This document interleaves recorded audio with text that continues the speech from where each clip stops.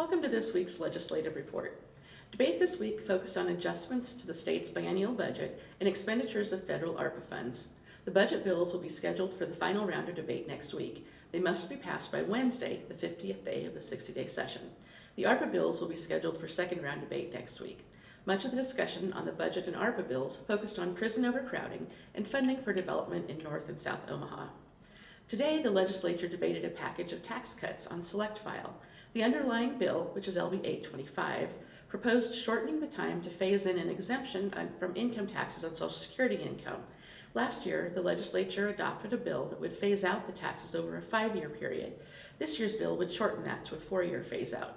The package included a bill proposing individual and corporate income tax cuts and a bill to level out property tax credits that are scheduled to decrease by $200 million in 2024.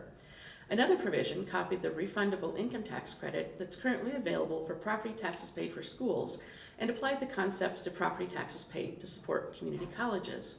The bill was debated for 4 hours before a cloture motion was offered. The motion failed and the bill was removed from the agenda. A bill to ease licensing requirements for law enforcement officers from other states was amended and advanced from the second round of debate on Wednesday. The bill was one of several introductions aimed at recruitment and retention of officers, especially in rural areas.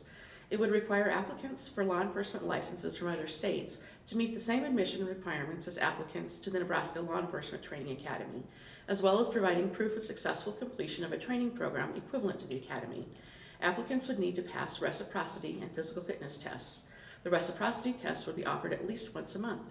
Applicants could serve as non-certified conditional officers during the processing period.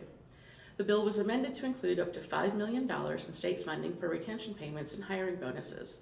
The retention incentives, which would range from $750 to $3,000, would be available in 3 tiers based on the size of the agency and the length of the officer's service.